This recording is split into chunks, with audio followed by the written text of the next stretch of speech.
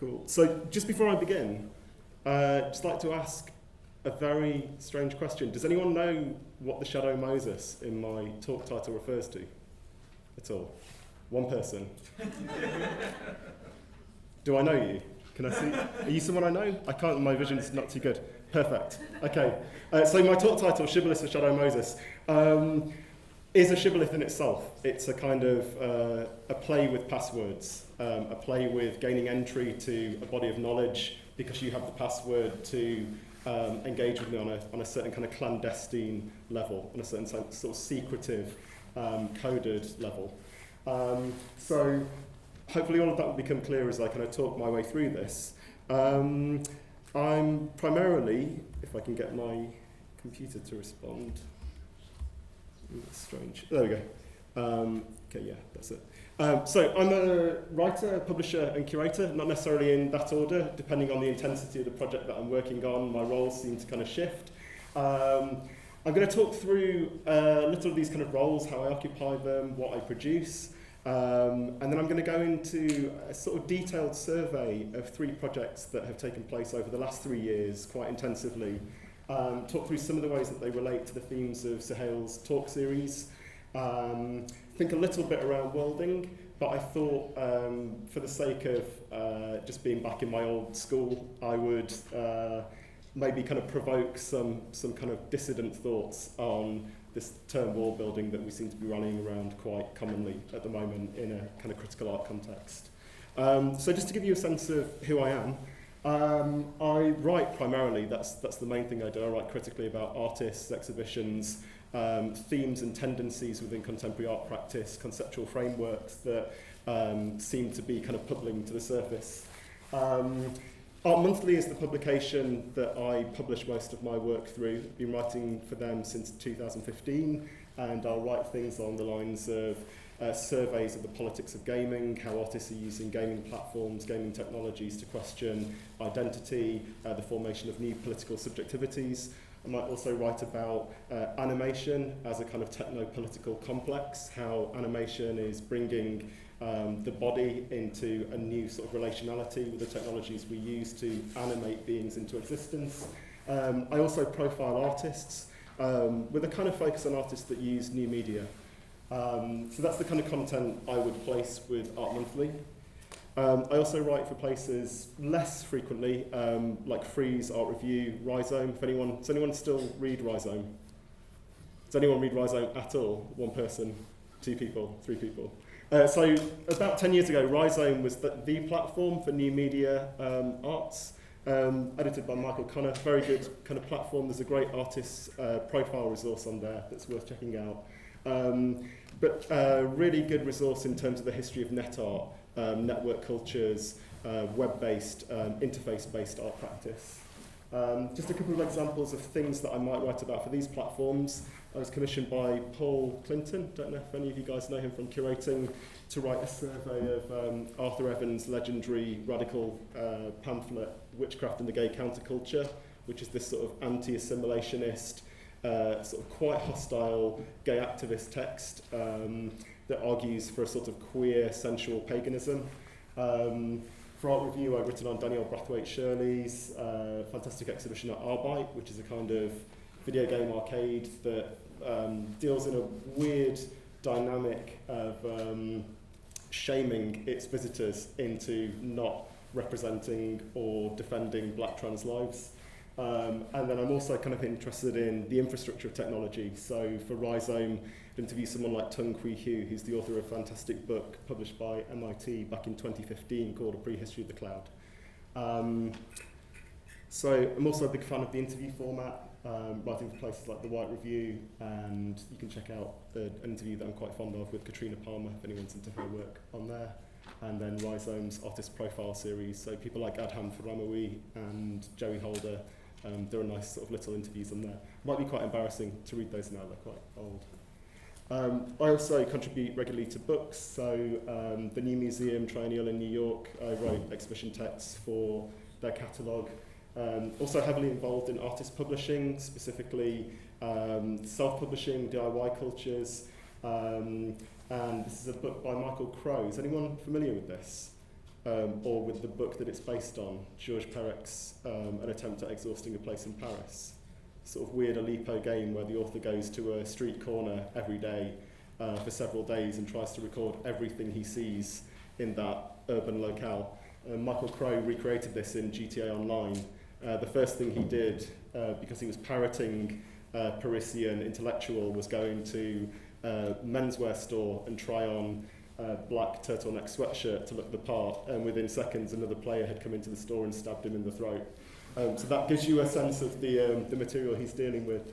And then occasionally my writings are collected in publications like Documents of Contemporary Art Science Fiction. So as you'll see, I don't name drop science fiction that regularly, but science fiction is something that kind of undergirds a lot of my thinking, specifically in terms of process of science fictive fabulation, science fictive myth making, myth building. Just in terms of current work, I just completed a 3-column series for Art Review on the emergent nature of animation as a technology that brings our bodies into different kinds of questions, different states of indeterminacy, different states of discomfort. So the next issue, which I think is being published this week, will conclude that series. But there I'm focusing on these overlaps between animation, developments in the life sciences, histories of labour, how animation trades in different kind of temporalities, different experiences of development, of rendering. So if that's your thing, they're all online. As a publisher, I run Strange Attractive Press, and we use a kind of editorial remit of celebrating unpopular culture, which is a bit of an oxymoron, because as soon as we publish something, it becomes inevitably popular and therefore worthless to us. But here are some examples of the kinds of things we publish. So if anyone's aware of Taishani's practice, we're Taishani's publisher. We've done 2 books with them to date. Gary's Xi Zhang, who teaches Goldsmiths, a fantastic book on financial world building called Catastrophe Time, and then an American theorist, Eric Davis. So if anyone's interested in ideas of the weird as a category of experience, this is a kind of go-to resource for thinking through weirdness as a kind of tool, as a sort of experiential tactic. And then sometimes my publishing activities sort of segue with exhibition projects. So I brought this notorious book, Bomb Culture, back out of print. It had been out of print for nearly 50 years. It's by a guy called Jeff Nuttall. Is anyone familiar with this? So 60 years ago, Jeff Nuttall would have been a common name in art schools. He was a provocateur writing around ideas of nuclear paranoia, kind of cataloguing countercultural movements, youth movements that were expressing a certain form of nihilism in response to the overarching sort of damnation of atomic annihilation. But this book came back into print, and I curated a show at Flat Time House based on Nuttall's practice as an artist, as a writer, as a pamphleteer, as someone who was kind of trying to agitate around the sort of CND marches, anti-nuclear protests, trying to kind of inject a certain level of cynicism and realism into an otherwise kind of hippie-oriented disarmament campaign. Quite an interesting character, quite a sort of nasty character in some respects.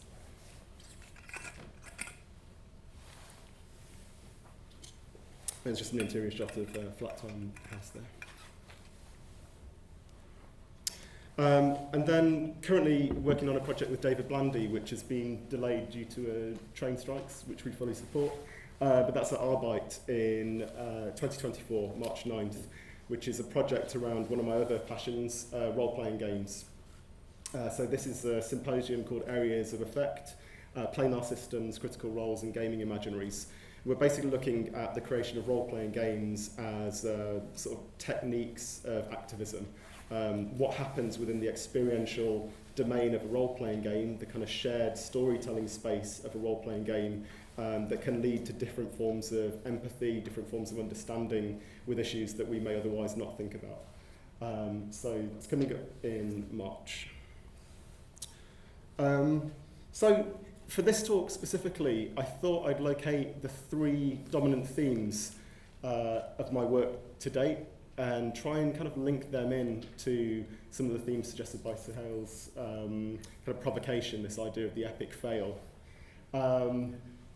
Animation, games, whether or not that's video games, role-playing games, and magic. Magic's quite a broad thing for me. My enthusiasm for it kind of oscillates, frequently dissipates almost entirely, and then it will kind of rear its head again, usually in autumn. But these three things kind of are triangulated in everything I do. Underscoring my interest in those things is a kind of fundamental energy which I attribute to fandom. I think prior to being a writer, a curator, a publisher, I consider myself a fan. If anyone's familiar with the fantastic book Fandom as Methodology by two tutors at Goldsmiths, actually published by Goldsmiths Press, it's a great series of resources on this idea of thinking through ecstasy and enthusiasm as a kind of expanded critical vocabulary. That's where I kind of situate myself as a cultural practitioner, as a fan who just happens to kind of have these other interests that sort of speak through me in some ways. Magic is a strange one for me. I think initially my interest comes from the idea that it provides some kind of extended critical lexicon that I can append to my vocabulary as an art writer. So using kind of metaphors and analogies that are drawn from the world of the numinous, the world of the kind of poetic, the sort of unrestrained reverie, broadens the scope for what kind of writing I might be able to produce, how I might be able to think about the kinds of work that I'm engaging with. Games in all of their kind of varied, horrid forms suggest a level of immersion and popular engagement that I usually find is somehow lacking in a lot of contemporary art practice that I encounter. It also registers much more kind of intensively on the popular sort of scale of things. So when I get frustrated with the limitations of contemporary art practice, I can quite frequently look to video games as a domain in which the kind of reach and the sort of application of themes I would expect contemporary art practice to be talking about sort of more validly or kind of effectively realised in some senses in that context. And then finally, animation, which I really see as a sort of techno-political vector for rethinking the relationship between life and image. It's kind of like a broad claim, and I'm unrepentantly a devotee of a writer called Deborah Levitt, who wrote a book a few years back called The Animatic Apparatus. I'll go into some of Deborah's work shortly, but animation is a big thing for me in a kind of exploded sense, in a kind of holistic sense. Animation is something that is very kind of present in our lives, that underscores a lot of the things we do, whether or not that's a kind of smartphone screen animation, a Run Club app, Pokemon Go, or whether or not it's a cartoon that we tune into. Animation is something that has a kind of holistic presence in our lives, is where I'm kind of positioning myself in relation to it. So how do these themes segue with Suhail's remit of the epic fail? How do they intersect with the notion that narrative has become somewhat limited as a sense-making tool within radically networked milieus? And then, I guess in terms of this provocation, how do they partake in or complicate notions of world building? Magic, games and animation all partake in world building to some extent. So it's kind of like a fundamental kind of structural component of those three kind of subject areas. But just in terms of this idea of the failure of narrative, one thing that I always seem to light on is the peculiar ability of magic, games and animation to kind of disrupt or distort time. There's something unique about the way these three things have some kind of pronounced effect on our experience of time. I'm just going to talk through my sort of comprehension of that briefly before we go on. So magic might induce the expansive and distorted temporalities of trance and meditation, but it can equally induce states of concentrated ecstasy, paranoia, and delusion. Does anyone here, it's a personal question, but does anyone here have any experience with kind of practicing magic or like dabbling with things? Yeah. Does this sort of speak to any of your experiences or? Yeah. I know from personal experience when I was playing around with witchcraft as a teenager or when I've done sort of later experiments with altered consciousness, time is the thing that you see this kind of immediate kind of effect on that all of a sudden something becomes kind of untethered, something becomes kind of unhinged and set kind of free, and returning to your normal state, whatever that is, can be quite sort of disruptive and irregular. Games, really importantly, catalyse a kind of chronoslip, which is a term that I borrowed from the writer Simon Parkin, who wrote a fantastic book called Death by Video Game that I recommend checking out. So chronoslip implies a peculiar loosening or a dislocation of time. Really simply put, it's what happens when you sit in front of a PlayStation and lose 7 hours. You've got no idea where that time went. Might also think of Mihei Csikszentmihalyi's flow states. People familiar with that term? Flow state. So Csikszentmihalyi is a Hungarian philosopher who in the 1970s theorized this idea of flow, which is a kind of deep immersion, deep immersivity.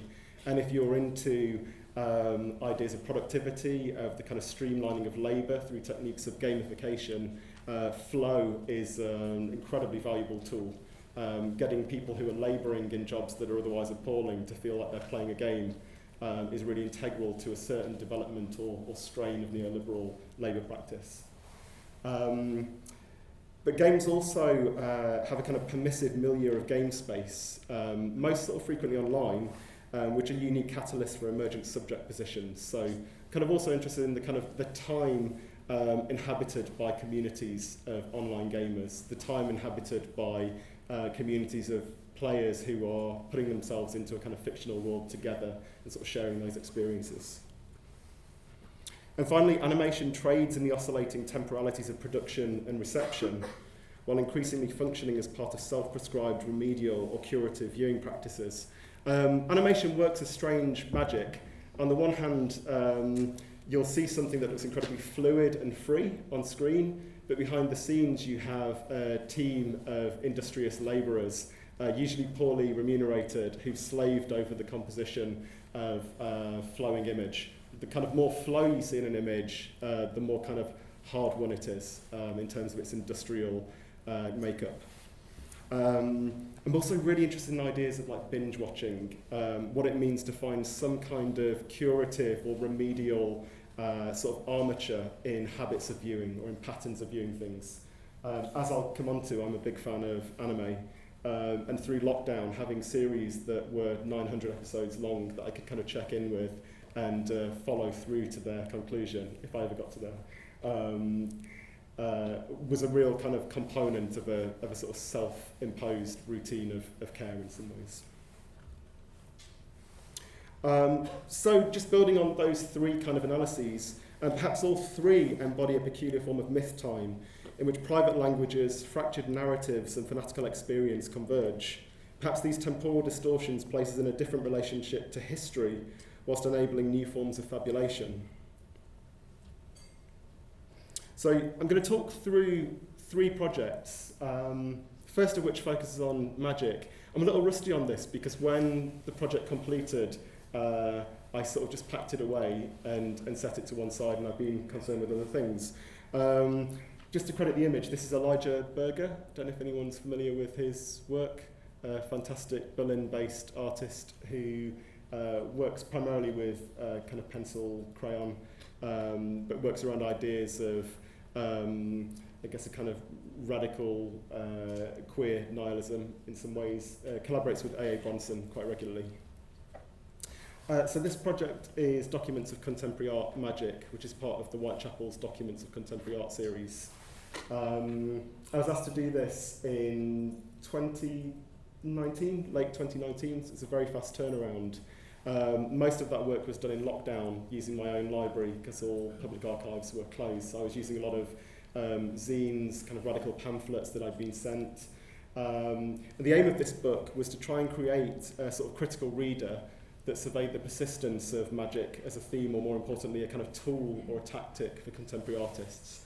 I should sort of mention at the outset that I'm interested in magic, but I'm not enchanted by the allure of magic, especially when it kind of operates within a contemporary art context. I find nothing more aggravating than an artist setting themselves up as a shaman, as an artist presenting kind of healing workshops, sound baths. That's really not what I'm interested in. What I'm interested in is something a little more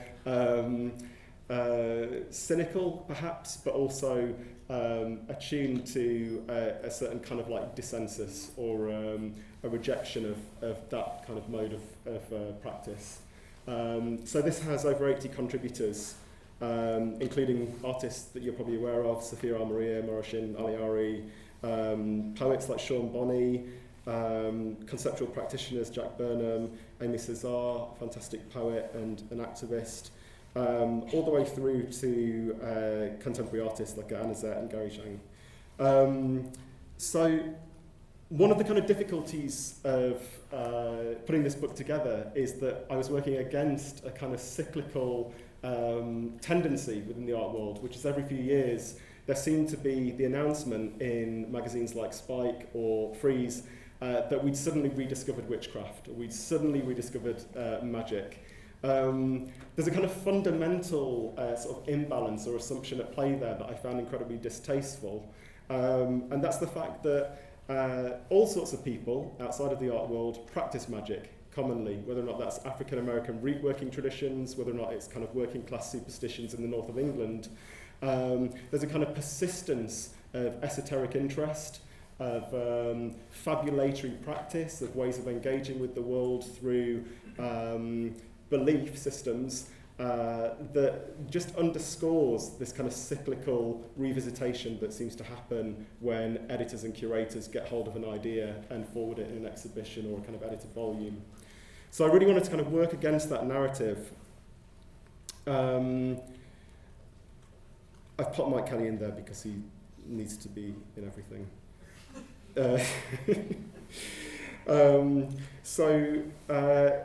That kind of assumption, that sort of weird scenario where all of a sudden a certain demographic rediscovers magic presupposes something about the value that that community is kind of bringing to the subject. And to me, that's a persistent problem for critical art practice, and that's this idea that artists are the purveyors of like a critical lucidity that other people don't have. And in this case, that kind of critical lucidity is being kind of mobilized against the sort of superstitions or the kind of uninformed credulity of a kind of unprofessional underclass. So there's a kind of class politics that's sort of inherent to this sort of weird tension for me. Over the last few years, kind of running into the production of the book, we've seen some fantastic instances of magic being mobilized as a kind of a tactic of superstition. So I don't know if anyone's familiar with this, the kind of Women's March witch protest in Portland. People familiar with this image? It's kind of all over the news in sort of 2017. But they were building on the work of a 1960s feminist activist group called Witch that kind of repurposed and reclaimed the image of the crone to forward sort of feminist agenda in 1960s conservative America. So on the one hand, the kind of milieu that this book was produced in response to, we have this kind of progressive forwarding of ideas of magic. On the other hand, we had a sort of co-option and a kind of railroading of esoteric beliefs by people that weren't just kind of cultural practitioners, people who were actually embedded in the kind of global centres of power. So on the left here we've got Alexander Dugin, who was one of Vladimir Putin's kind of chief provocateur strategists. On the right we've also got Steve Bannon, who was the White House chief strategist for Trump in the first few months of his presidency. Both of these guys are devotees of a certain strain of European esoteric thought called traditionalism. It's kind of hyper mythic conservatism which underscores their geopolitical vision. So for Dugin, you can see below here, these are activists of the Eurasia Youth Union of Russia, weirdly sporting the chaos sigil, which is something that comes from genre fiction, comes from a book called The Eternal Champion by Michael Moorcock, kind of fantasy illustrator. And on the right, the infamous QAnon shaman. So what we have here is this weird kind of polarity between a kind of progressive application, a liberal application of superstition, of belief systems, of esoteric knowledge, in pursuit of social justice. On the other hand, we have a reversion or an attendance to the supposed like surety of myth and magic as something that's kind of sculpting the way that we envision the future of the world. So trying to kind of get a read on magic as something that's sort of oscillating between these 2 points. I've just extracted a bit of my introduction to the book here, which I think kind of puts the sort of strategic emphasis on magic as something that can be exclusionary or inclusive. So magic is an especially pernicious marker of cultural difference and social control, allowing for the propagation of European and American imperialisms founded on false precedents of rational superiority. For religious historian Randall Stiers, the assumed critical clarity of Eurocentric anthropological inquiry has allowed for the scholarly production of primitive or traditional cultures. Categorical fictions that would justify the suppression of both non-Western and Euro-American proletarian superstitions by colonial and governmental expansion. A propensity to magic demonstrates an incapacity for responsible self-government, suggests Stiers, echoing observations that were previously made by Edward Said. People prone to magic call out for enlightened control. Indeed, such processes suggest that imperial authority might cloak itself with its own forms of secularized magic, tactics of reality management that falsely delineate the boundaries of what worlds might be deemed possible. So the kind of conclusion of this editorial project was the idea that we might hybridize these ideas of like critical lucidity and magical reverie into something that we could describe as a kind of magical critical thought. And the reason I thought it was important to create that sort of strain of thinking is because it seemed that a magical literacy was incredibly important in an age in which magic is being kind of mobilized on the level of statecraft. So games, which I don't get to play enough. I have like a real bugbear in terms of the way that curatorial teams handle video games. Did anyone see video games design, play, disrupt at the V&A? Yeah, wank. Yeah. Wank, yeah. Interesting elements, but there's something kind of awkward about the way that institutions are embracing something that's an incredibly long-standing cultural form that has its own distinct histories, its own distinct discourses, its own distinct communities, and forwarding this emergent interest as though it's kind of come out of nowhere. So Design, Play, Disrupt was this incredibly sort of simplistic celebration of something that's otherwise quite complex. A personal bugbear of mine, which brings us back to world building, is the recent project by Hans-Ulrich Obrist, World Building, which is a kind of survey show of artists doing video games. It's got lots of people in it that I really respect, people like Angela Washko, David Blandy, but as a kind of curatorial initiative, I just don't think it's where it's at. I think there's a kind of texture and a complexity to these artworks and these discourses that needs to be kind of teased out in a slightly different way. And that's partly because video games aren't just these utopian things that we go home and play for kind of leisure purposes.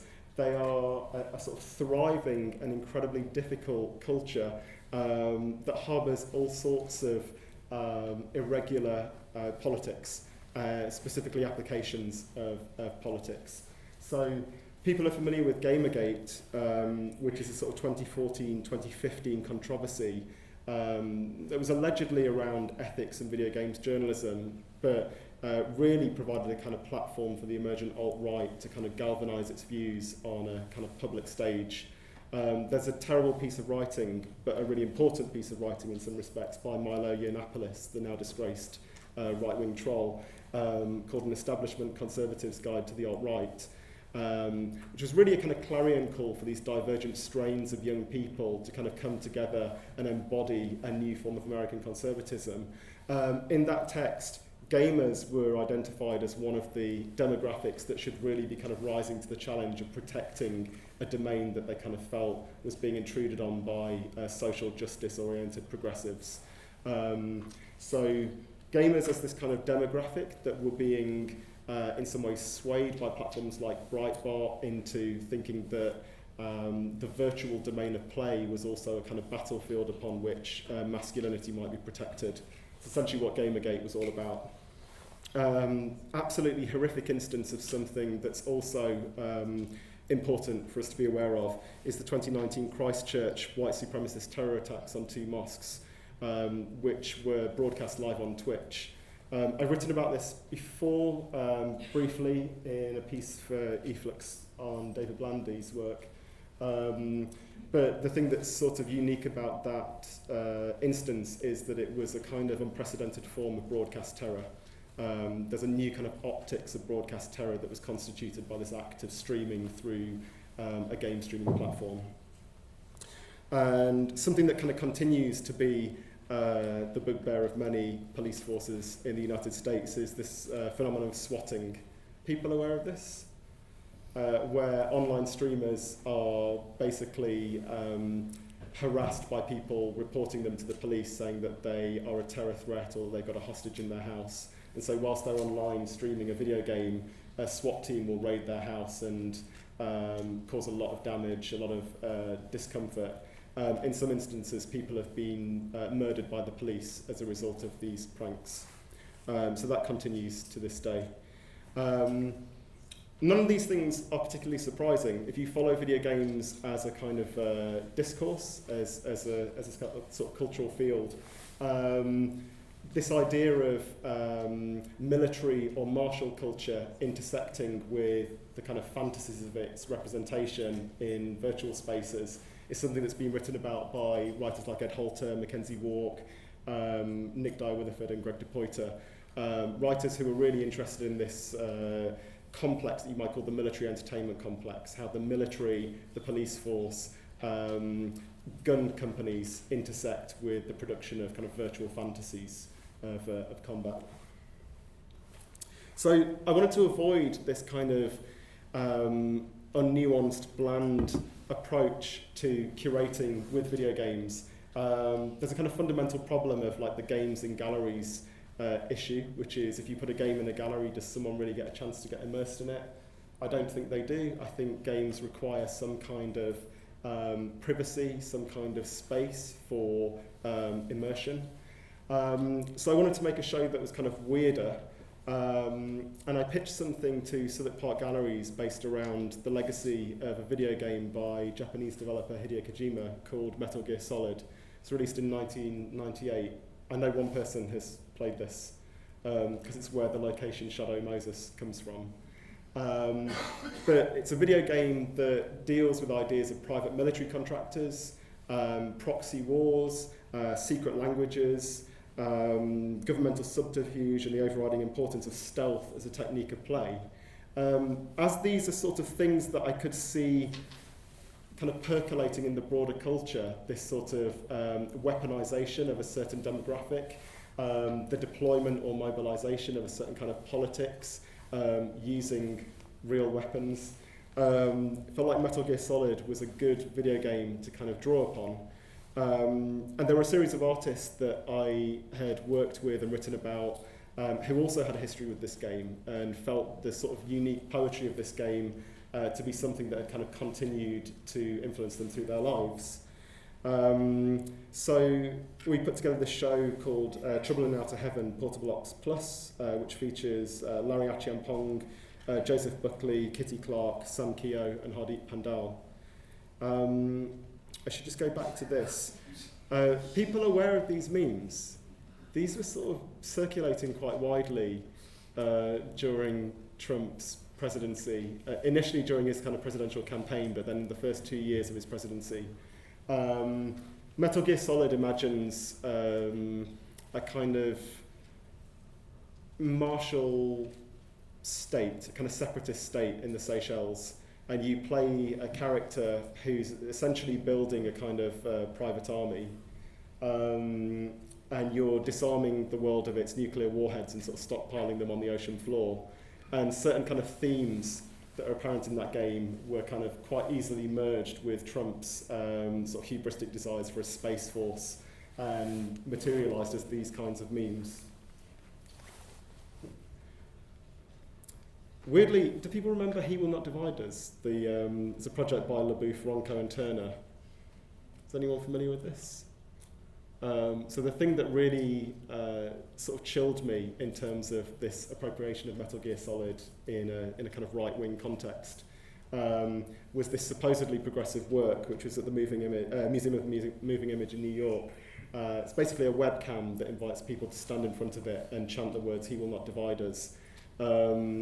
It was eventually taken down because it was being kind of vandalised by right-wing trolls, and it was moved around the country to different discrete locations. And using advanced trigonometry and what the alt-right referred to as weaponised autism, they were able to kind of cross-reference flight paths that were seen in the live video broadcast with GPS information, and constantly track the location of this camera in a massive game of capture the flag. When all of that material was kind of put together, the theme tune of Metal Gear Solid 3 was used as a way of kind of celebrating the victory in all the videos that were circulated on right-wing websites. So Metal Gear Solid as this sort of strangely kind of protean fiction about subterfuge, stealth, coded language, infiltration, provided a sort of language curatorially to make a show that dealt with video games in a way that wasn't a simple case of, look, here are some video games, they're interesting, they're new. It was an attempt to try and engage with the sort of irregularity of video games, the sort of discomfort, the awkwardness, the sort of dark underside of the culture that even if you're a progressive player, you sit in sort of distressing proximity to. So this is a good work by Joseph Buckley from 2021 that was a nightmare to have shipped from New York. Joe is a black British sculptor originally from Leeds.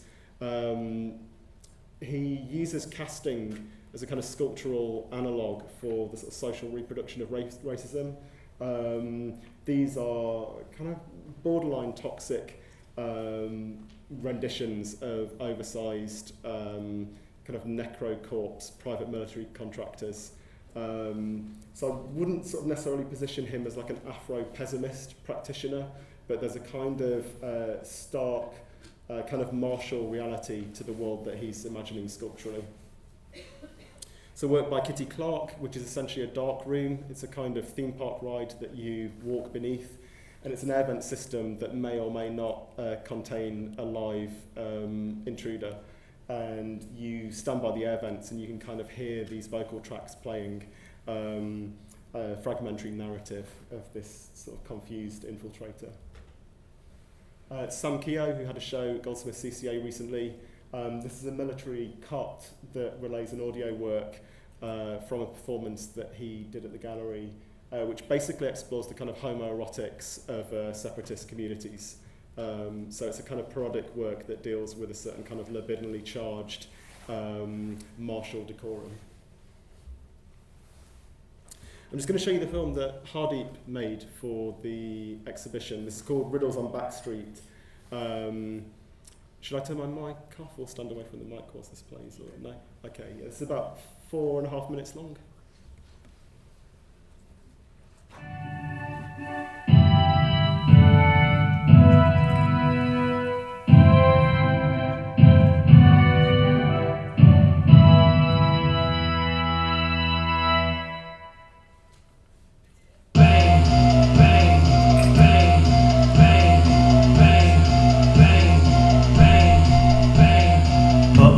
Free from the chain before I leave my neck. Lock myself back in the chain because I got now left. Live my life on low half so I ain't scared of death. Flooded with an Atlantis complex drowning in my head. The eye in the hill of the soul plate, screaming and singing for more play. Banging and chopping down doors, wait, I can see through my own head on a spike. Decapitated, say space on the gate. If you don't know the password to get in, you must win in a riddle game. Let us begin, and if you cannot win, you must trade us in and atone for the sin. Get on your knees and get on them shins. Open your mouth and let the words in, let the words out. If you don't win, get on the pavement and stand next to bin. Walk up the shame, the back to begin. Walk up the shame, the walk of the babe. They are the same, what I'm just saying, I'm just saying. The cure for the pain isn't the pain, the cure for the shame same over the rest. One has made gains, it has got rest with ink in its veins. Pumping up black ink all over the seats of my taxi. The Uber eats me from the backseat. Cut myself with rolling bed before I leave my neck. Chain myself back to no bed because I got now left. Live my life with healthcare, so I ain't scared of death. Flooded river and urine, complex lemurs in my hand. I got attached to my Uber bag, don't take me away from my Uber bag. Some makers living in Uber bag, unzipping and zipping up Uber bag. Decapitated, say space in a bag. If you don't know the password to get idioms, winning a riddle game, let us begin. And if you cannot win, you must trade a sudden and tone for the sin.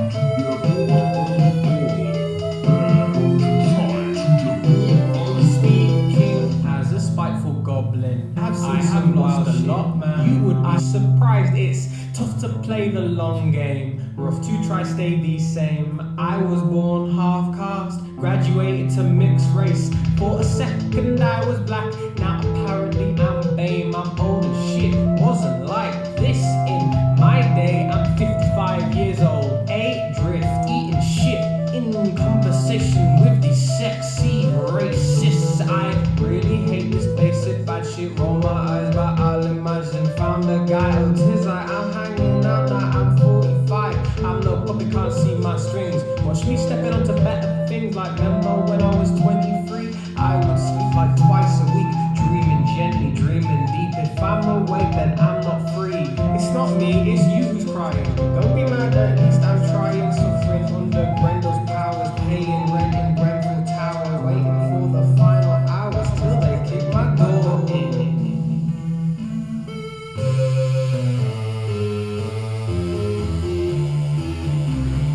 Get on your knees and get on them shins. Open your mouth, let the words in, let the words out. If you don't win, get on the pavement and stand next to bin. Get on your knees and get on them shins. Open your mouth, let the words in, let the words out. If you don't win, get on the pavement and stand next to bin. Get on your knees and get on them shins. Open your mouth, let the words in, let the words out. If you don't win, get on the pavement and stand next to bin. Trauma completes me, I put it on TV. It makes me look bubbly, my blood is so bubbly. Pressure is riding, backstabbers behind me, and devils that riding so dirty with UGK.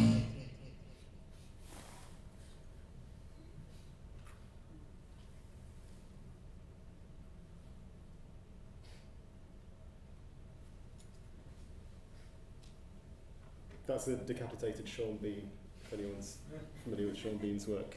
Most killed man in Hollywood, I think.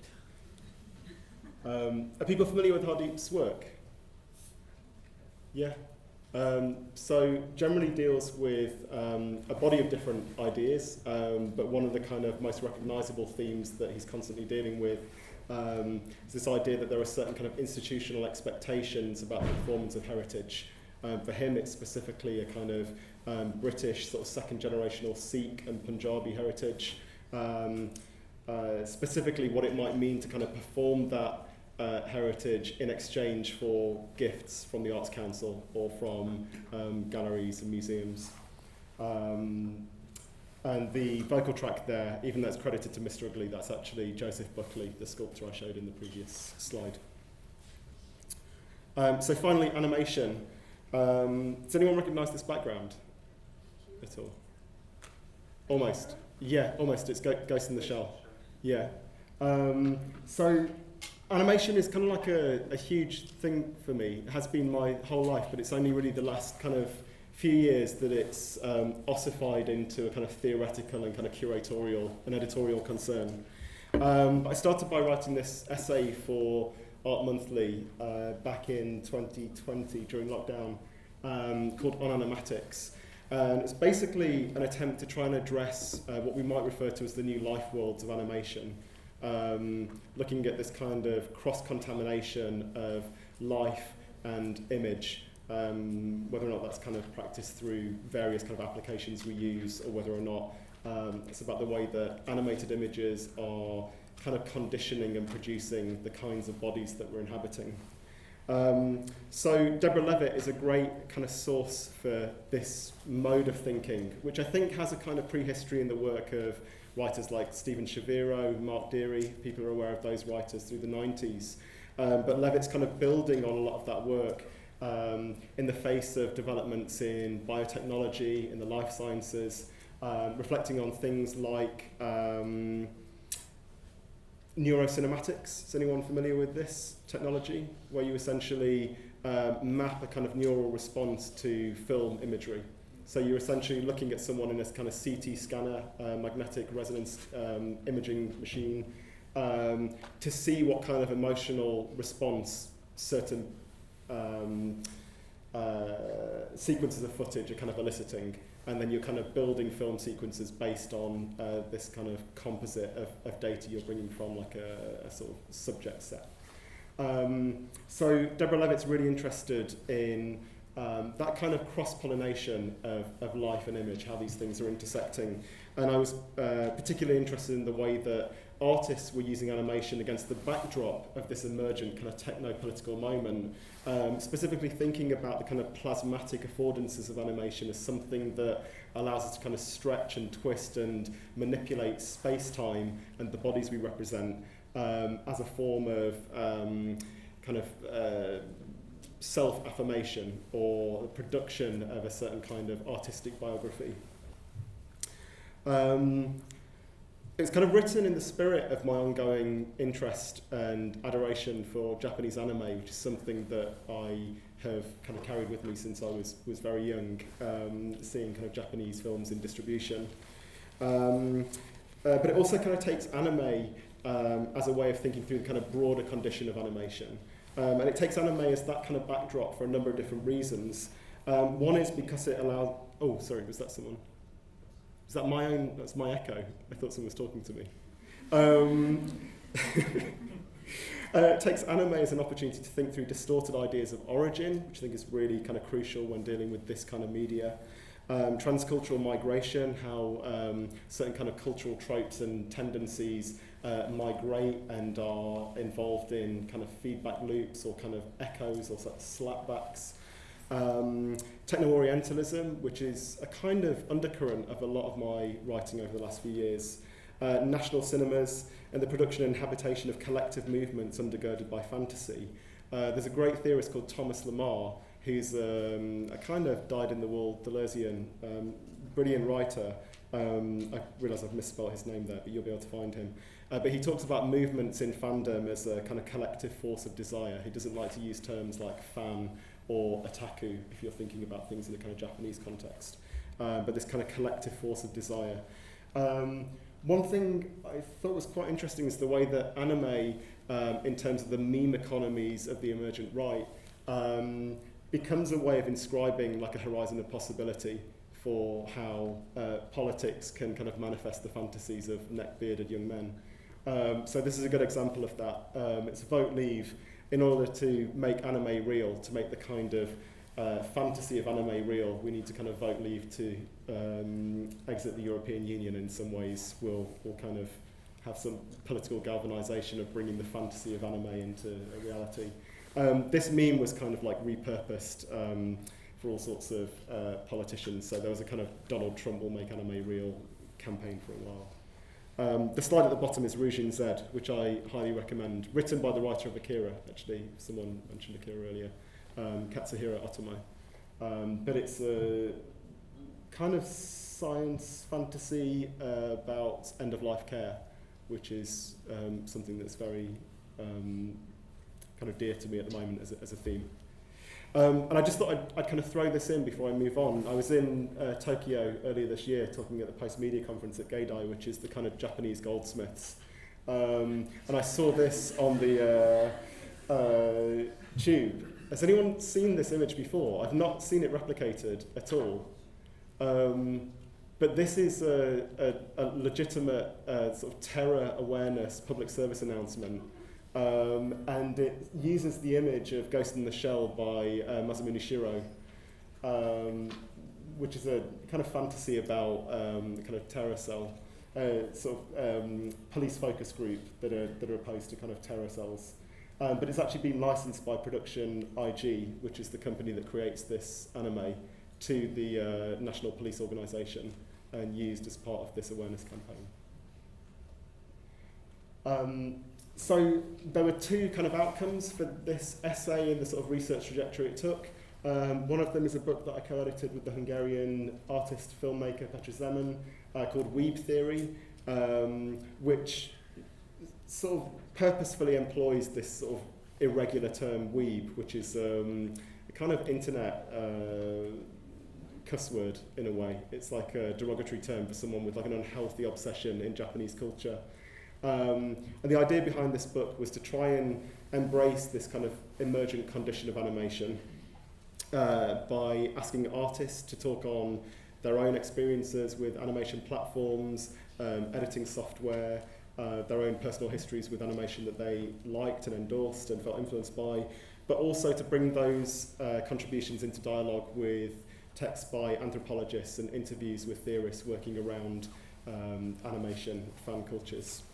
That was published by Banner Repeater, which is an amazing kind of digital art space in East London, currently under threat. And then there was also an exhibition component of that, which ran for about 4 months at the start of the year and had films by Bob Bicknell-Knight, David Blandy, Emily Malenga, who you can see in this photo here, Hardeep Pandal, David Steens, Petra, and Christian Wright. And then there are also contributions from Sahej Rahal. People know his work. If world building's of interest to you, Sahej is a brilliant Mumbai-based digital artist who really kind of does some fantastic work to merge ideas of the optimism of world building with a kind of very sort of critical approach to contemporary Indian politics and Hindu nationalism.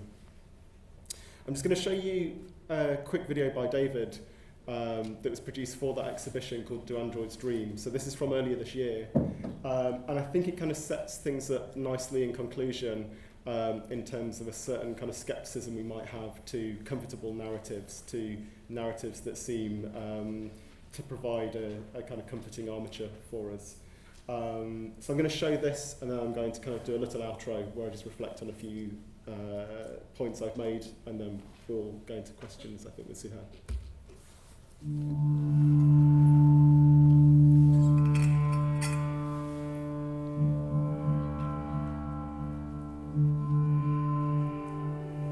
I've been here before. The neon lights, the grime on the computer keyboards, steam flooding the alleys from dingy storefronts. Not in life, but in another dream. 1,000 other dreams. Was it a film? Or a memory? Or just a premonition? It feels real, but the same elements keep repeating. The stained window there is duplicated 3 windows along.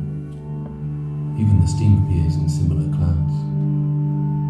A vision of a life, procedurally generated.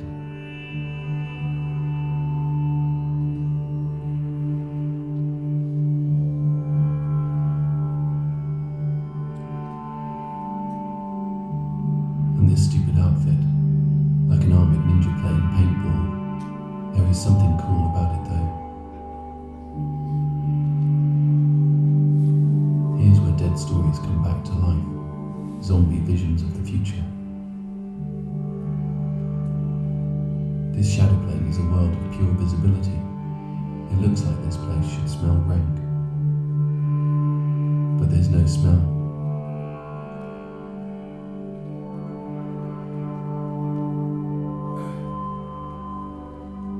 I look like I'm breathing, my chest heaving. But I don't need to breathe. I'm not speaking, but my voice is here. A deep fake, as a remnant, a trace of how I once sounded, voicing an avatar in an unreal engine. Cyberpunk is seen as the only realistic future, because it's impossible to imagine the end of capitalism. It's a logical end state, everyone enthralled to corporations, huge surveillance states, adding utility to our bodies through cybernetics if we can afford it, lives of grim scavenging if we can't, the endpoint of the metaverse, plugged into the network front door, charge your exoskeleton. A web, a cage. It's like the fungi that takes over ants' brains, forcing them to climb up tall plants. After eating the ant from the inside, the fungus releases spores to spread across the forest. Ghosts and phantom pain. Orientalism is at the core of cyberpunk aesthetics, both fetishized and othered. Advanced medicine and ubiquitous cyberware becomes an excuse to erase disabled visibility, homogenized normalcy. Images of cyberpunk often merge with the transhuman, the idea you can build better humans through implants and prosthetics.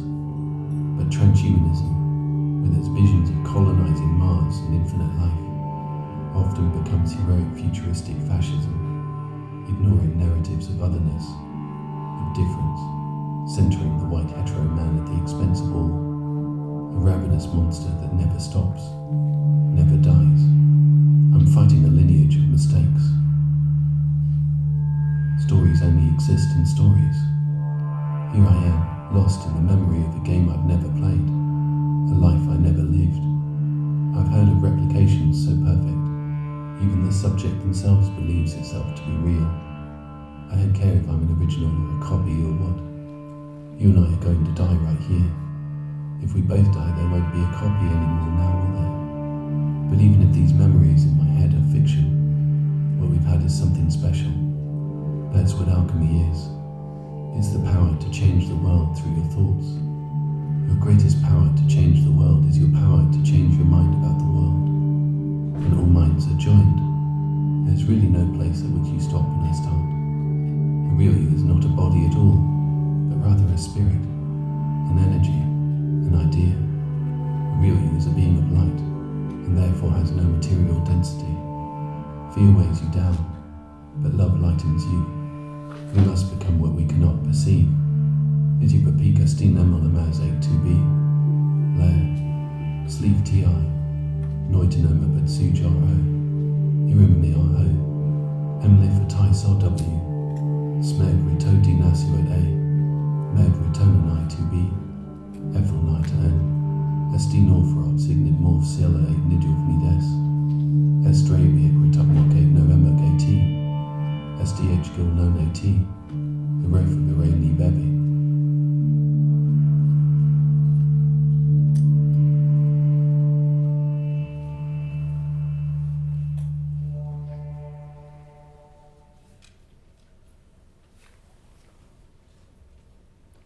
Okay, so I'm just going to conclude with a few reflections on world building, because I think world building is something that seems integral to the three projects that I've spoken about. I have a kind of skepticism generally towards it, which I think is something that comes perhaps less from my position or identity as an art writer, as a kind of cultural practitioner, and more so as someone who's actively engaged in game cultures. So to me it has a sort of slightly different meaning and kind of resonance to the meaning that I might sort of pick up on in an art context. Does anyone know who this is, by the way? It's a raccoon that sells mortgages to children, called Tom Nook, in a game called Animal Crossing, developed by Nintendo.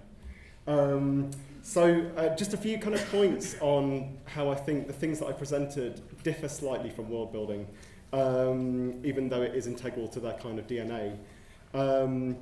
World building sort of presupposes the utility of systems thinking and offers a potentially false holism, something I'm very kind of weary of, the idea of kind of positivist apprehension of like the completeness of the story we're telling. I teach critical theory to graphics and illustration students who were very actively entering the worlds of character design and commercial animation. And one of the things that we always talk about is how there's maybe a different kind of use value to the idea of worlding, which, to the best of my knowledge, comes from the domains of new materialism, of colonial studies. Maybe there's something about the kind of centrality to the study of the dynamic of power that's present in the process of worlding that's more useful than ideas of world building, which to me is much more kind of utilitarian and kind of functional. World building also operates as a kind of curatorial solutionism, which I find repulsive. It creates the illusion of a unified, decisive action in a time of overlapping crises. So there's something about the kind of curatorial remit of world building which feels like a kind of band-aid on something that's otherwise incredibly kind of complex and nuanced and difficult. And finally, and this is kind of coming from a sort of more industry-focused perspective, it appears to sidestep or ignore the reservations of game designers and genre novelists who rarely approach it without considering the fundamental mechanics that operate within the proposed world. So people aware of like the term mechanic of play, something you might talk about in game design, where you're talking about the kind of fundamental essence of play, the thing that creates a kind of building block for the experience that the story is then kind of cosmetically wrapped onto or around. Ideally, those things kind of work in unison. But there's a great kind of oppositional text on this. It's sort of intentionally provocative by Alexis Kennedy, who's a game designer who wrote Sunless Sea, which is a kind of noir, sort of Lovecraftian, steampunk kind of dark fantasy game. And it's called Against World Building and Other Provocations. So what do I kind of propose in kind of contrast to that? Nothing that kind of grandiose. I just think that following writers like Helen Young, Emily Elizabeth Thomas and Patrick W. Galbraith, the first two of those are kind of critical race theorists writing around genre cultures. I think it's sort of quite useful to think in terms of habit worlds, which is a term that those writers borrow from Sarah Ahmed, to think about the kind of social reproduction of whiteness. Whiteness is a kind of habit that's inherited as a kind of habit that shapes space and in turn shapes the kind of possibilities that the spaces we inhabit can kind of make possible. So thinking in terms of habit worlds as the spaces of fandom that channel various cultural inheritances that can either permit or inhibit the imagining of new worlds. Maybe kind of stepping back a little from the kind of pizzazz and spectacle of world building and thinking about the kind of cultures that give rise to it as a technique, the Imagineers that we sort of platform as the kind of arbiters of world building as a kind of tendency, looking at the kind of issues that they faced in terms of the worlds they inhabit and the difficulties that they might confront. So that's where I'd kind of like to leave things. Sorry, I've overrun dramatically by about 15 minutes, but I hope that was interesting for you. So I'm going to get better. Sounds horrible. It will be. So because again, it's really, I mean, going back to sort of material, I think we sort of say this is kind of what's going on. So it's kind of very rapid and quick entry into the kind of worlds that you're worldish type things that you're making. But I'm kind of, I guess for this audience, kind of given the sort of teaching models that we have here, I'm going to start with the point that you were making kind of towards the beginning of the talk, as you were, I think, going from the magic moment to gaming. And you were saying that what you're interested in is both in your own writing as well as somebody who appreciates the kind of artifacts that you're involved in. And my sense is your engagement with the art field as well is much more like fan-like rather than this kind of critical distance model, right? So you were saying that you're interested in these practices because they kind of assume the enthusiasm of the maker and a kind of engagement with community that's kind of made up through either the game, because the game, you said very clearly, and this was, I think, something that Theo Turpin said last week, that when you're doing the game, you're not just dealing with an image on a computer screen. You're also like on the Twitch stream or Discord or whatever, kind of talking to others, and you're shouting at people halfway across the world, going, "I'm going to fucking kill you now," all this kind of stuff, or whatever. You can have much nicer conversations about solving problems together. So the game isn't happening just in terms of a representational space with a solo user. You're part of a community that you're forming, and it's a kind of community that comes and goes. It's not like a solid bunch of people. Can be sometimes it isn't, so on. Right. So that's all the prelude as a kind of like, I think the world that you're both interested in inhabiting, seeing versions of that in the art system. Yeah, although I would say that personally I'm more interested in sort of solitary experiences of gaming. So the online thing is it's just a taste issue, but like the online thing is just something I don't really engage with that regularly, although I'm aware of it. The thing that kind of appeals to me is a narrative that you engage with on a personal level, privately, and yet is so affecting that you then kind of carry that out into a... Okay, all right. But also, that makes sense though. So it's a kind of internalized version of this sort of... there's a kind of transformation of the self. And going from the self you were before you entered the game to whatever character, and a kind of fusion almost between you as a person and the character that you're in the game, and the kind of gameplay of the game. Right? But it's something that's kind of quite important, and something's going on in Magic as well with these kinds of summoning of alternative worlds, logics, realities, practice, and so on. And you're comparing that to the critical lucidity of the artist, and that seems to be like your bad object, the enemy. But that's very much our teaching model, right? So we encourage artists to be critically aware, lots of critical studies about like what position you're taking, what is your context, and that. Okay, so I think that's a problem for me. Although I'm not sure I'd entirely endorse the critical lucidity model, right? So, if you're not familiar with the terms critical lucidity, that would be something like an artist is somebody who doesn't necessarily participate in the is fully immersed in the culture that they're part of, but they kind of look at it from a distance, and then you make an artwork that partly captures that culture, but also reflects it, transforms it, and gives you kind of a critical distance. And the artist is supposed to kind of understand that world that they're in, partly as a participant in it, but also somebody who's looking on it. Like, so it's a view from the outside as well as a view from the inside. So that's the lucidity moment. And the critical is the distance, right? That's definitely our teaching model. You can't just be a fan of whatever you're making. You've got to have a stance, you've got to understand your context, you've got to understand what literature is.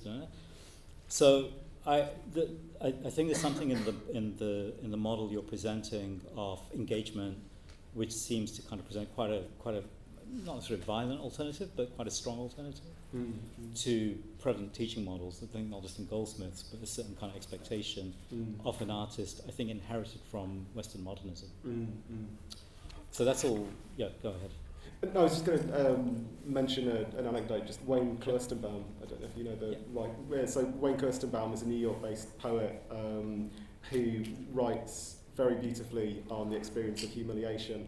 But I remember him saying to a class at the Royal College of Art that you should sort of follow the fetish, that there's something about that level of immersivity that's kind of uncomfortable, that is embarrassing and potentially kind of destructive, would be his kind of pedagogical model. But just riffing off what you were saying. What's your interest in that? Sort of masochistic desire. I don't know. I guess it's a sort of challenge to yourself, right? To kind of pursue that and to confront something that might be sort of shameful. I realise that I'm talking from a position of extreme privilege in sort of saying that, but I think as a sort of catalyst for the production of work, there's something in that kernel of wisdom that he just dumped into a symposium. Provocatively, that I find quite... I was wondering if there's something about the kind of...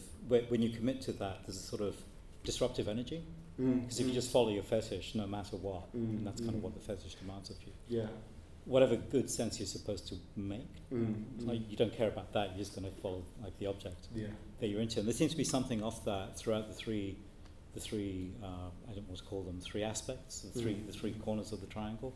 That you were talking about, and I was looking at my notes, and you mentioned the critical lucidity thing in relation to magic, and you comparing it to like magical reverie, I think, which is, as I understood it, like a space where, or a kind of time, or a way of being, a form of subjectivity in which you're kind of engrossed by whatever magical atmosphere or situation or praxis that you find yourself in.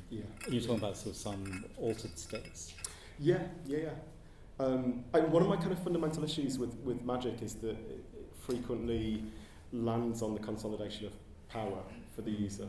And when we were discussing the book with Whitechapel, my first point was that I wanted to change the title from magic to the supernatural, because I felt that magic implied a certain kind of agency that I found distasteful, a certain kind of application that I found distasteful, whereas the supernatural suggested a world of affects and influences that were operating on us, and that would be a much kind of more benevolent and sort of level playing field to begin from than this idea that magic is this sort of metaphysical tool that we can employ to get what we want. So there's more kind of agency shared between the subject and the objects. Yeah. So magic, famously, objects have a lot of agency, which can overpower the subject. And again, that's very different to like a critical lucidity model, which is the subject kind of looking upon things and sort of not necessarily having power over them, but making claims upon them, which sort of dominate both the world of images and the world of objects and other types of practice.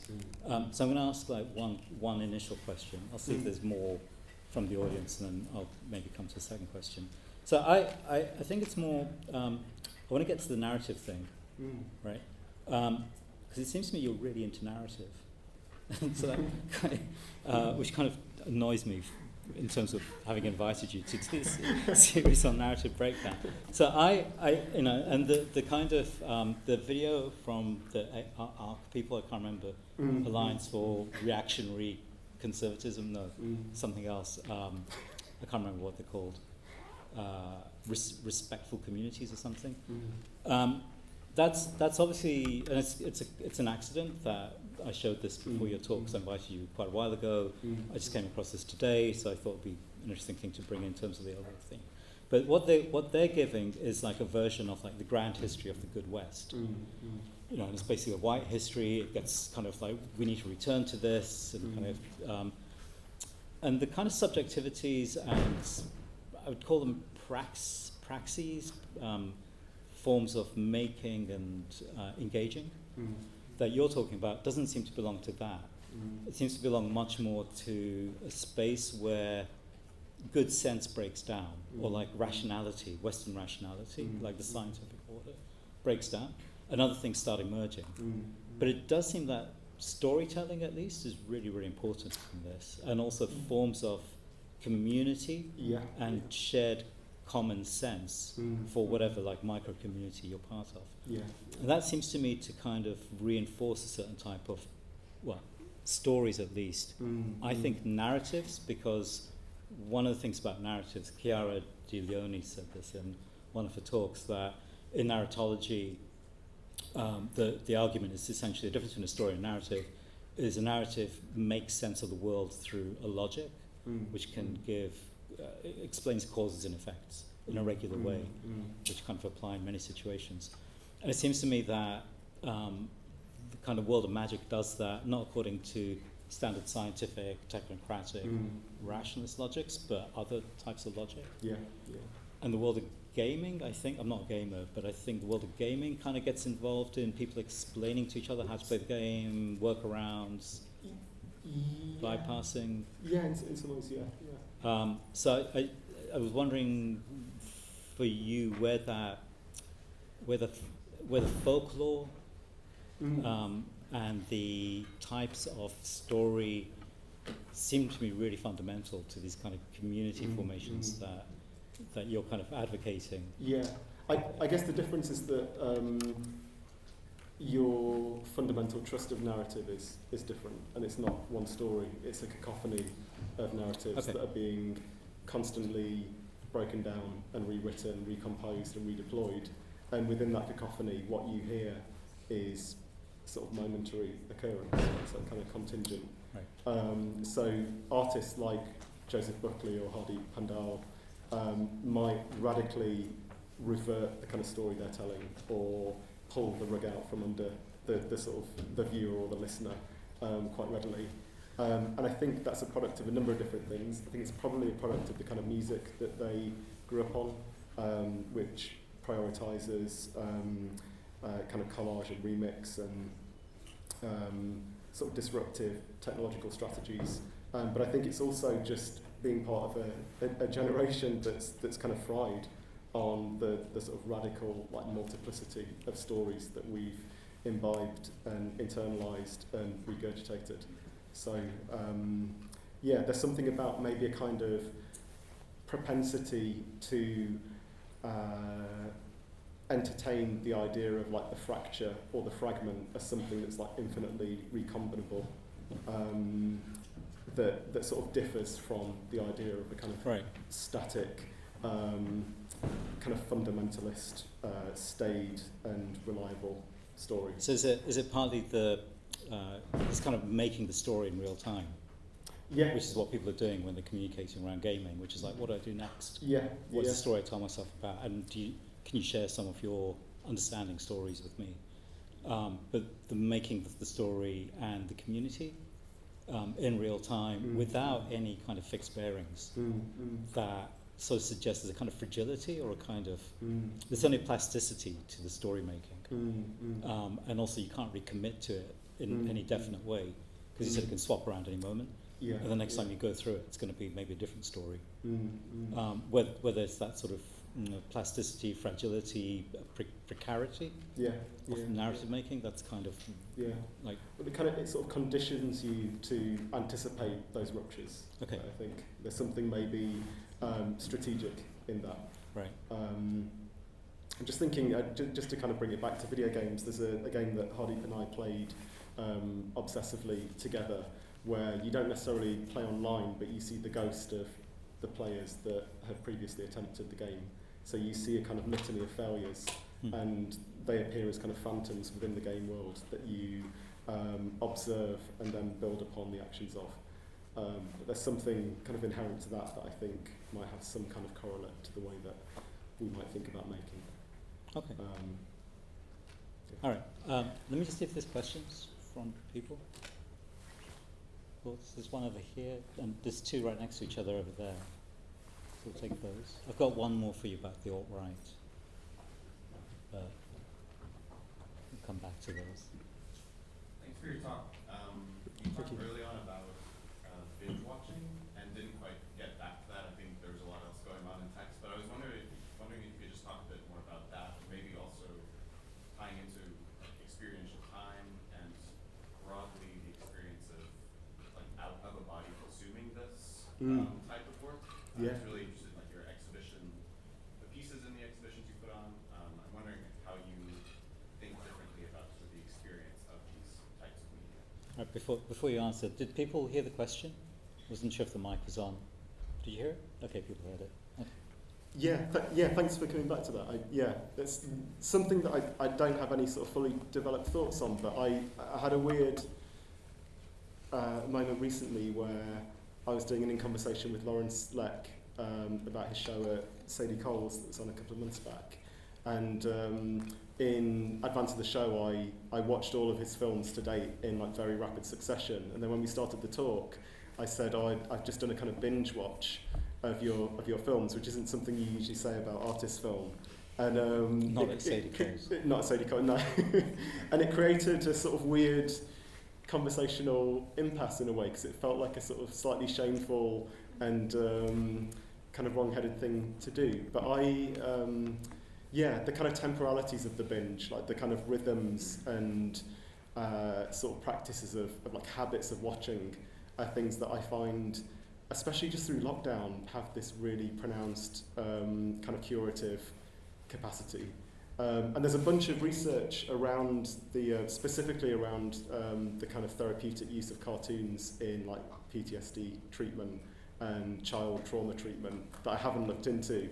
But when I was writing around this, they were kind of hovering on the sort of horizon, that there's something about this kind of rhythm of viewing, this sort of endless kind of narrative that you can get into the flow of that has some kind of curative capacity. So that's kind of where my head is on it, and I sort of see a personal value in it, but I don't really have anything profound to say about it. Do you frequently binge?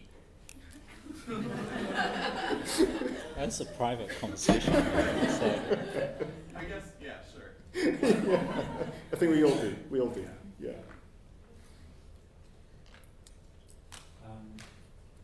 I've kind of just forgot my question, but it was something like jumping off the fragment saying, It seemed that a lot of your criticisms of world building at the end there equally applicable to the arc thing, by the way, right? United, holistic, meta-narrative. I'm kind of wondering why, maybe a bit more, why you think kind of a lot of the big institutions fall for this trap. It kind of seems to me a bit like they really don't get that virtual worlds operate in relationship with the world.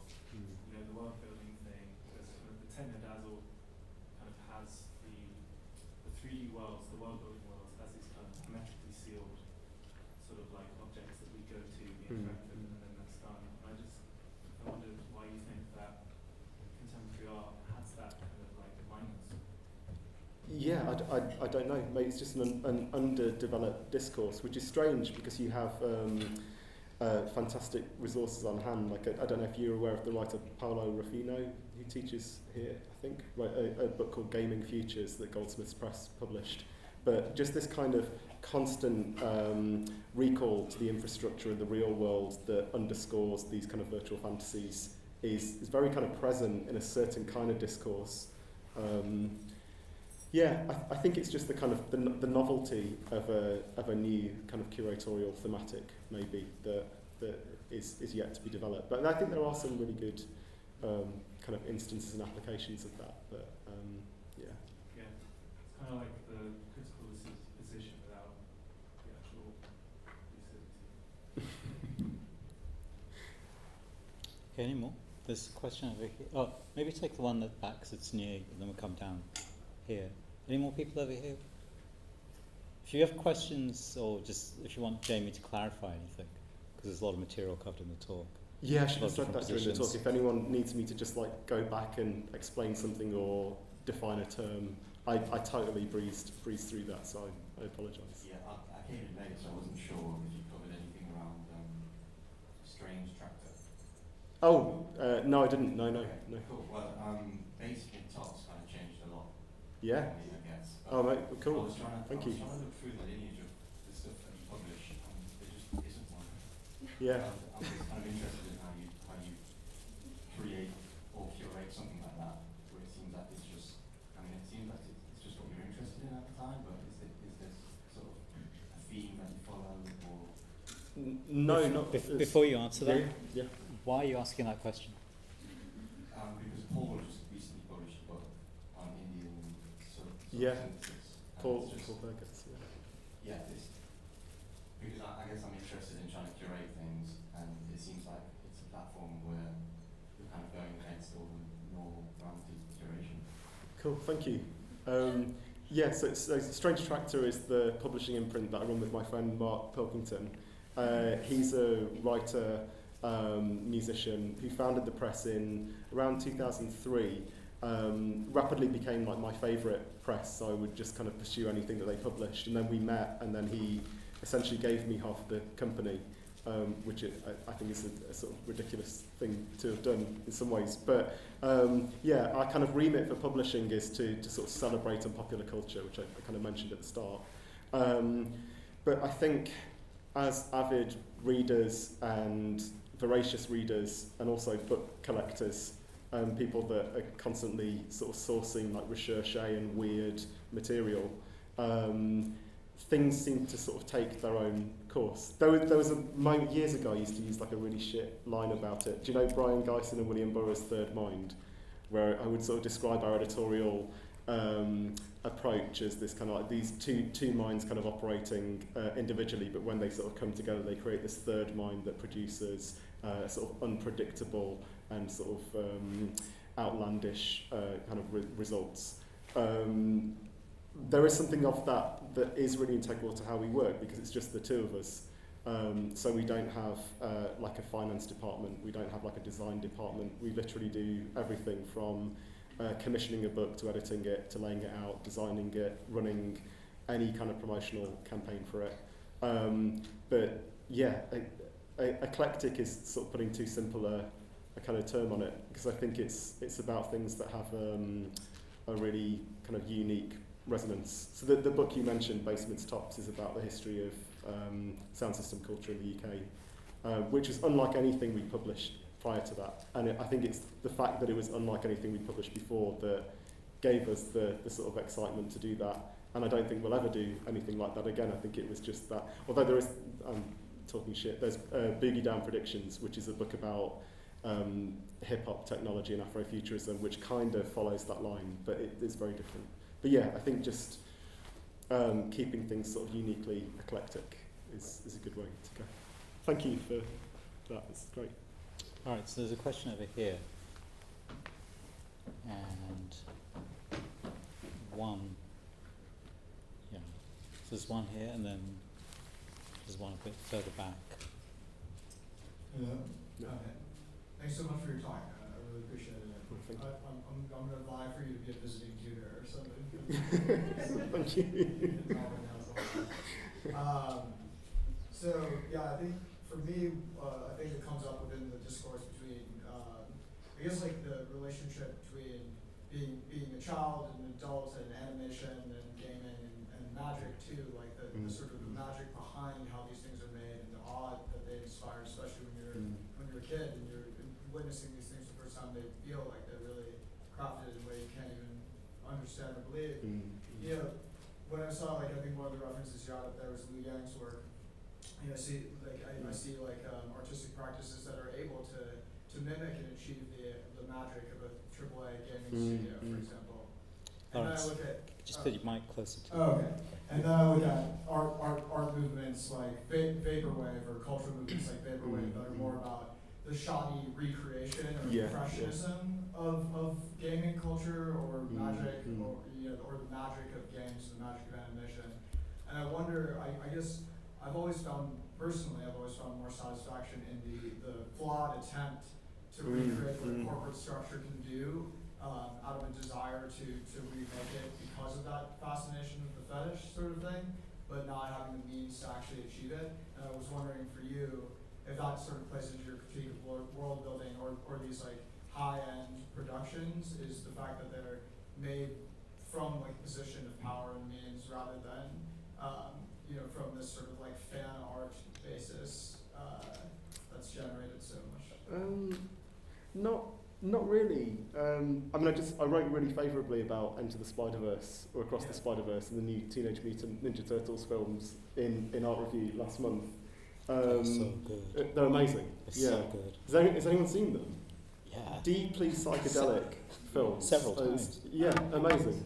But I think those are really like to sort of extend world building to the kind of world that you create for your labourers. They're really good case studies of how you either recklessly mismanage like a labour force, or you actively involve multiple tiers of the production team to ensure that people aren't working unpaid overtime, that they're not poorly remunerated, that they don't have their meticulously animated sequences cut at the last minute by like an outsourced editor. So maybe, for me, that kind of idea of like labour underscoring the production of things that like dazzle us is where I'd kind of come into that, and the kinds of worlds that we create for the people that we work with.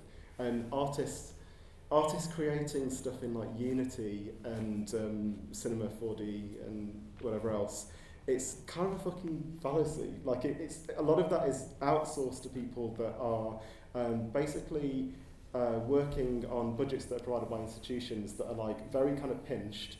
They're producing studio level animation that needs to be upscaled and ridiculously sort of rendered in these kind of outsourced render farms. And they're doing that often using their pay to kind of pay for shortcuts on the production. So there's a kind of unspoken strangeness at the heart of like artist animation production, especially when you reach those kind of big budget productions that look like a Hollywood film. So that's something that it's not really kind of spoken about in the industry because people are scared of losing their employment, but that's a real issue. Yeah. So that's where I would kind of come back to that in terms of like the glitz of like officialdom and the but the culture of the demake is something I'm also really into, like remaking contemporary things in outmoded software. That's kind of mind-bending for me and kind of fun. All right, so there's a question over here, and then there's two over here. So let's take that one, And then while you're answering that one, Gigi can move the mic and we'll take these two together because we're working Jamie quite hard. Thank you so much for that talk. I find it really interesting. I'm not a gamer myself, but I'm quite interested in like science fiction. I thought it was interesting. You mentioned a bit about like codes and passwords in gaming, and there's kind of this like you're in the gaming world or you're not, and there's some things you might not understand. I guess like with anything, but I'm kind of interested in gaming like in the art world or in worlds kind of outside of gaming. Like if you think that people or viewers can understand art that, or I think you showed some like the ad of the police. I think people who aren't familiar with those games and those worlds can like truly understand whatever the thing still is. I don't know. Do you mean if artists are using these kind of like arcane references from pop culture?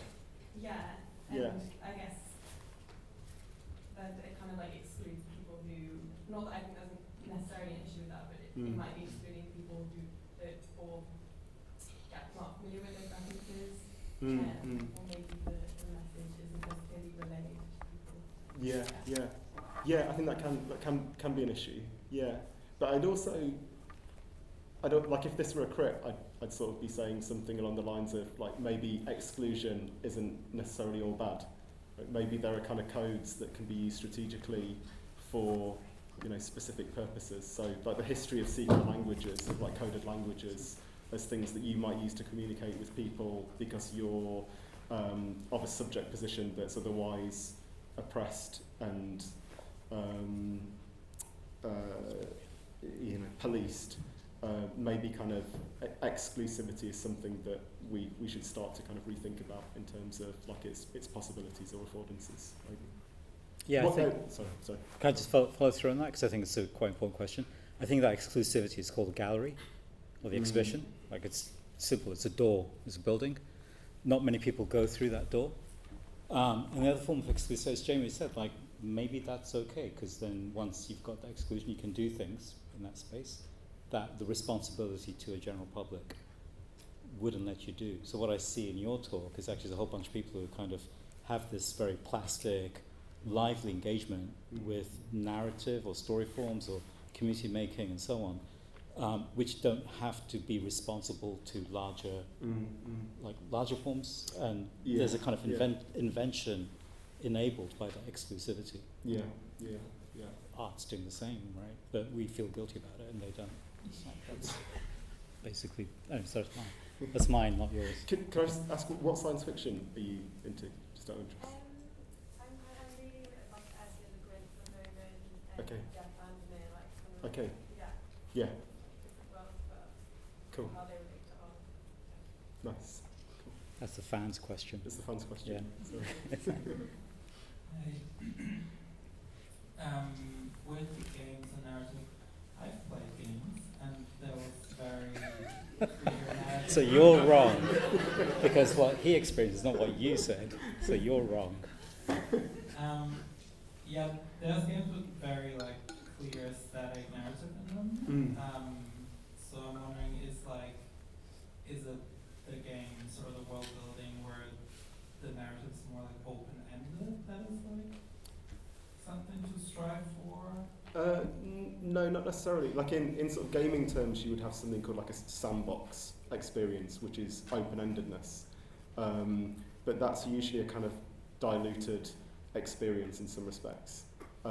So narrative doesn't always have to be something that's like a story. It can be like a sequence of events that have an affective register that feels meaningful in terms of its unfolding.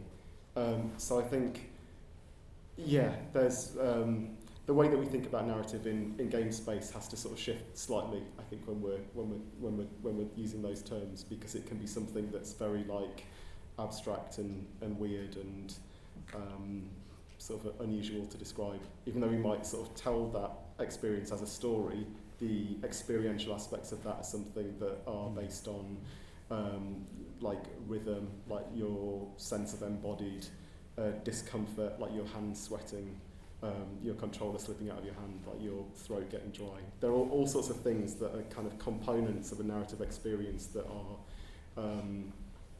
sort of like surplus to what we might perceive as like a story that's scripted.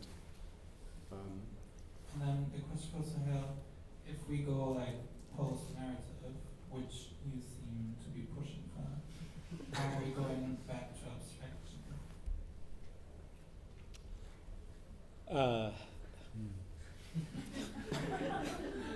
Yeah, I think so. Okay. I'm not sure. I think there's a version of abstraction which refuses narrative, but I think again for me there's a historical specificity to it, because I think it's a version of abstraction. So you're talking about abstraction in art. Okay. So I think abstraction in modern art arose from many things, but one of it was, at the time, there's a formalization of the historical logics of art. And the way you so this is a Greenberg argument, right? So the way you purify those logics, you just show what the logic is in its own terms. So you strip out all the content and depictive story type of like identifying things from the world. But so what you're looking at is the pure logic of art, and that's the art for art's sake argument. And I think so. If you're looking at the art as a modernist viewer, you have no interest in your own subjectivity. You're looking at the history of art at its purest, right?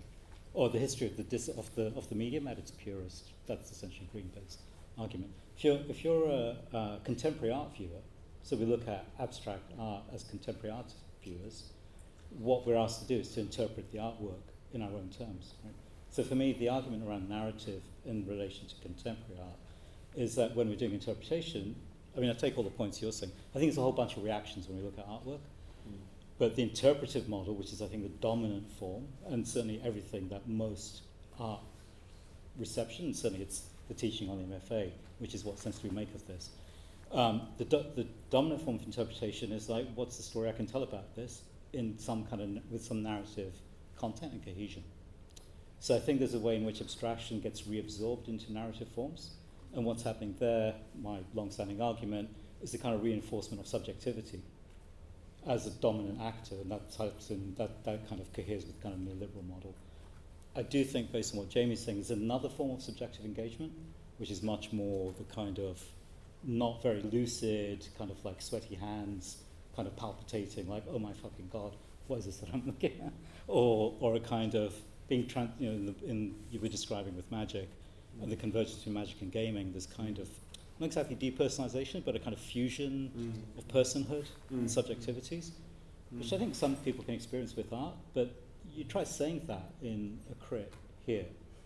You've got to make sense of it with a coherent, not narrative, but some kind of, and then at the end of the discussion, and I think this isn't just about the crits here, I think the crits here reproduce the dominant model of art reception, contemporary art reception.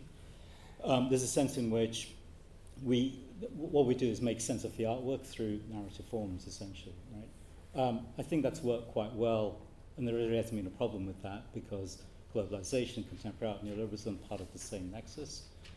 My interest would be if globalization has broken down, and I think it has, but we're not fully out of it, then what happens to the contemporary art model of subjective narrative construction, because that's going to be not very sufficient to material conditions very soon already, right?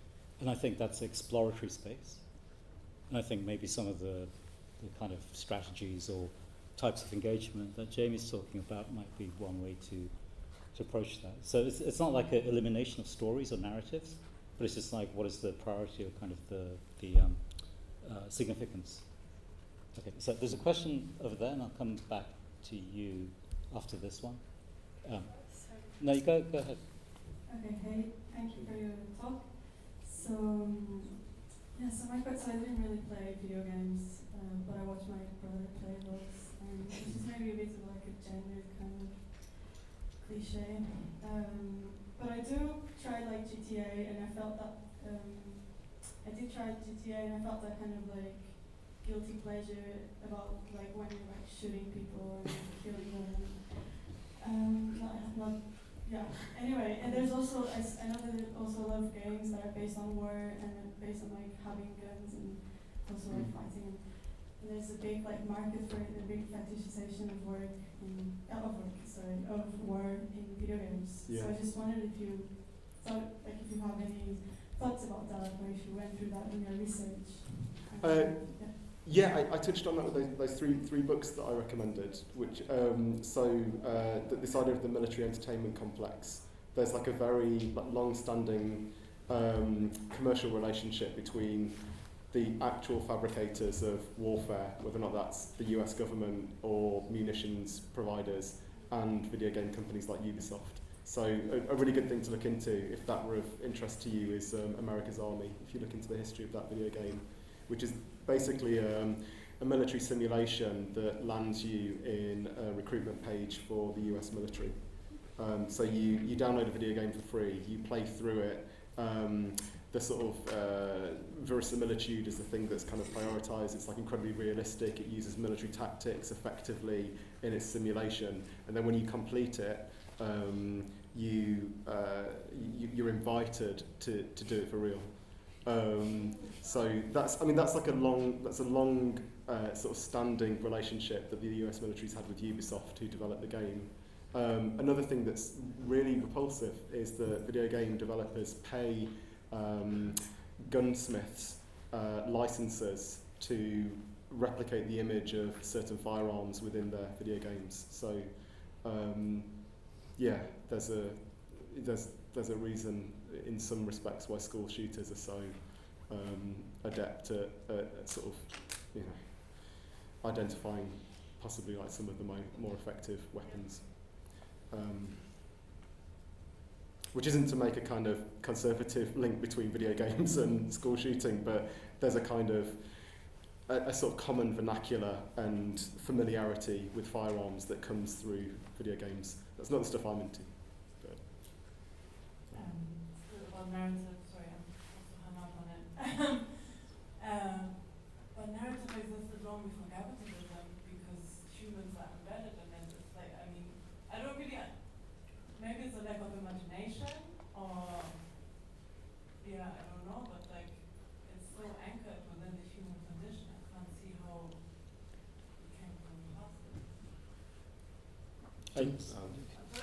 I'll listen to him, sorry. Okay.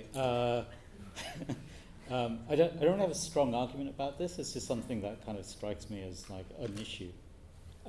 And I think I said in the opening, in the first talk of the series, that the kind of current understanding, and it seems intuitively clear, but that humans need narratives to make sense of themselves, right? So it just seems like a very natural thing for human symbolic orders, socialities, communities, and the rest of it, that we maintain narrative. But I think it comes down to something that I see in Jamie's, thematized somewhat in Jamie's talk. The question, I think, for me would be whether narrative, I think I also said there's a kind of conservative moment in narrative. If you're looking at the breakdown of narrative logics, right? So narratives tell us something about where we've been, where we're going to, where we are now, in a sequence that makes some story sense, right? So it's a cause and effect thing. But if we're looking at conditions where actually what's going to happen, we don't know what's going to happen, and we can't make sense of it. We understand that through the scientific models of climate breakdown, deglobalization suggests the kind of globalized system doesn't kind of work. We don't know what the next phase is going to be of capitalism. So the issue for me is, okay, what do we hold on to the narrative thing? It's just the kind of assumption of how we engage with things. And I think for the previous answer I gave to Maurice about contemporary art, keeps on reinforcing narrative, like the subjective construction of narrative. Chiara talked about this as well. Right? The subjective construction of narrative seems to be the primary function of contemporary art, and what that does is reinforces us as just differentiated individuals who nonetheless come together through the stories we tell ourselves about not just ourselves but the world that we're in. Right?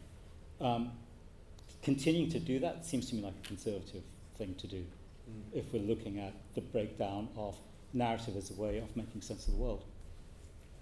That's the problem.